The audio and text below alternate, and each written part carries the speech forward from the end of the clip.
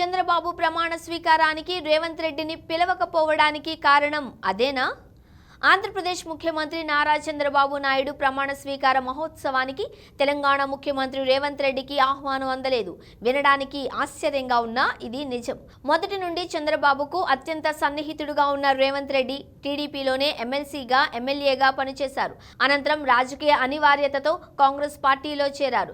ఇటీవల తెలంగాణ ముఖ్యమంత్రిగా బాధ్యతలు చేపట్టారు రేవంత్ రెడ్డి. 2023 డిసెంబర్లో రేవంత్ రెడ్డి సీఎం కాగానే చంద్రబాబు ఫోన్ చేసి అభినందించారు. అనంతరం జరిగిన ఏపీ ఎన్నికలలో చంద్రబాబు ఘన విజయం సాధించారు. తాజాగా ఏపీ అసెంబ్లీ ఎన్నికల్లో ఘన విజయం సాధించిన చంద్రబాబుకు తెలంగాణ సీఎం రేవంత్ రెడ్డి ఫోన్ చేసి శుభాకాంక్షలు తెలిపారు. రెండు రాష్ట్రాల మధ్య ఆరోగ్యకర వాతావరణం ఉండాలి అని, విభజన చట్టాలను స్నేహపూర్వక వాతావరణం అమలు చేసుకోవాలని ఇరువురు అభిప్రాయపడ్డారు.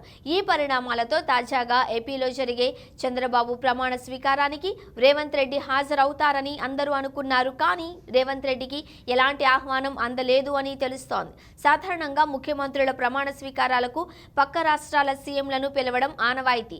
గతంలో ఏపీ సీఎంగా వైఎస్ జగన్ ప్రమాణ స్వీకారం చేసినప్పుడు తెలంగాణ సీఎంగా ఉన్న కేసీఆర్ హాజరయ్యారు.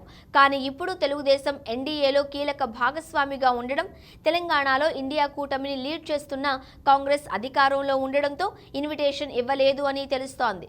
ఇక అటు ప్రధానమంత్రి నరేంద్ర మోదీ ముఖ్య అతిథిగా ఈ కార్యక్రమానికి వస్తూ ఉండడంతో కాంగ్రెస్ ముఖ్యమంత్రులు, ఇండియా కూటమి నేతలు వేదికను పంచుకోవడం ఇబ్బందికరంగా మారే అవకాశం ఉంది.